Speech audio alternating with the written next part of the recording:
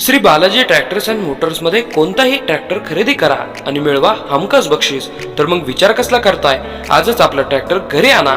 आमचा पत्ता Pune Nashik highway, Kukadi colony, Narayangaon, तालुका जुन्नर, जिल्हा पुणे. आपण आहोत श्री क्षेत्र मढी या ठिकाणी. इथं ज्या ठिकाणी उभे आहोत इथं एक मुख्य दत्त मंदिर आहे. या एक मुख्य दत्त मंदिरात आज गुरुपौर्णिमेनिमित्त भरगस्त कार्यक्रम झाले.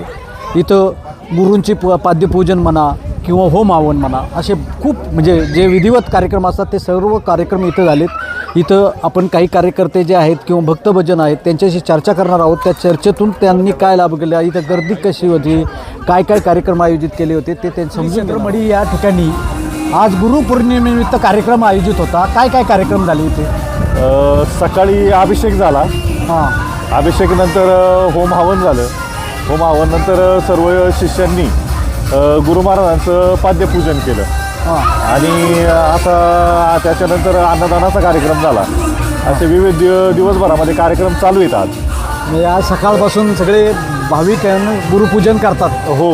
आणि गुरुपूजनाचा इथं साधारणतः किती भाविक येऊन गेले असतील? जवळपास 1 ते 1.5 हजाराच्या आसपास भाविक येऊन गेले. आज दिवसभर भरगस्त कार्यक्रम आहेत. हो. अन्नदानाचाही कार्यक्रम झालेला आहे. हो. आणि होम हवन मोठ्या प्रमाणात झालेला आहे. हा कार्यक्रम दर पौर्णिमेला असतो का गुरुपौर्णिमेला असतो? काय नाही, तसा हा कार्यक्रम वर्षातून एकदाच आयोजित केला जातो. गुरुपौर्णिमेचा हे क्षेत्र आहे आपलं मढी या गावामध्ये. आपल्या कानिपनाथ मंदिरापासून जवळपास 2 किलोमीटर अलीकडच्या अंतरावरती एक मुख्य दत्त देवस्थान आहे. इथे दरवर्षी मोठ्या प्रमाणामध्ये उत्सव होतो गुरुपौर्णिमेचा. त्याच्यानंतर श्रावण महिन्यामध्ये 3रा सोमवारचा एक कार्यक्रम होतो. सेम अशाच पद्धतीमध्ये अशाच भरगस्त उत्सवामध्ये कार्यक्रम होतो. त्याच्यानंतर दत्त जयंतीचाही फार मोठ्या प्रमाणात कार्यक्रम होतो. हा तर 1,500 लोकांमध्ये असतो, पण दत्त जयंतीचा जवळपास 4 ते 5,000 भाविक आलेले असतात कार्यक्रमाला.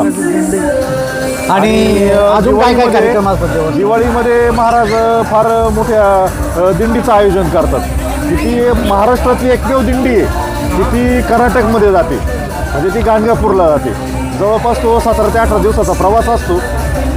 असे महाराज वर्षातून 4 ते 5 विविध कार्यक्रम आयोजित करत असतात आणि प्रत्येक कार्यक्रमाला मोठ्या संख्येने भाविक उपस्थित असतात. मढी या ठिकाणी जे भाविक आहेत त्या एक मुख्य दत्त मंदिराच्या बाहेर आपण त्यांची चर्चा करणार आहोत. का दादा, तुम्ही कुठून आलात? मी लातूरून आलोय. लातूरून आलात तुम्ही? म्हणजे काय नाव आहे तुमचं? मी ॲडव्होकेट श्रीकांत टाकळीकर. मी आता एवढ्या लांबून इथं दर्शनाला. म्हणजे आता गुरु आहेत ना, त्याच्यामुळे गुरु इथे असतील. गुरुपौर्णिमेला पूजन करण्यासाठी आलो.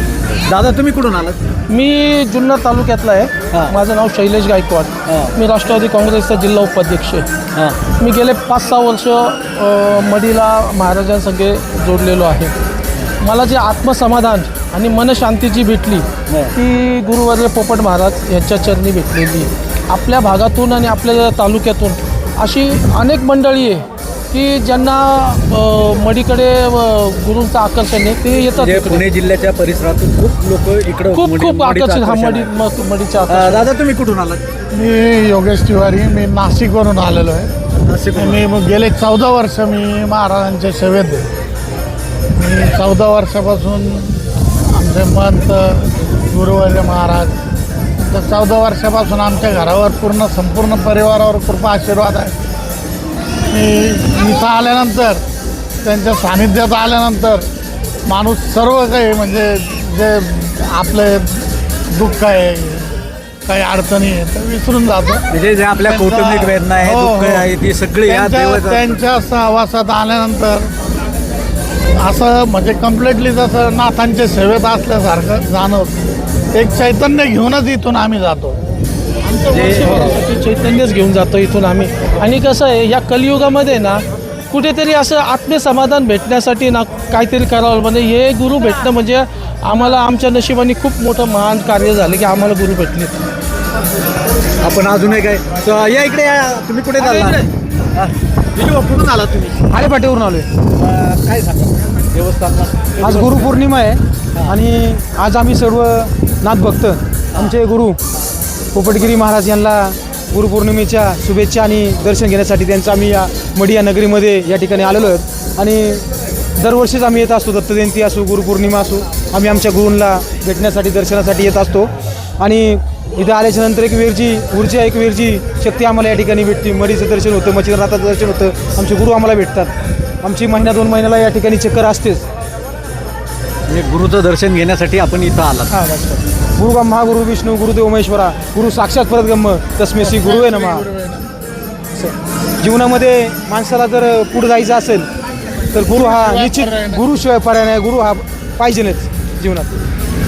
जो मार्ग देतो तो गुरु असतो. मग तो मार्ग आज आध्यात्मिकातला असेल किंवा वेगळ्या याच्यातला आहे.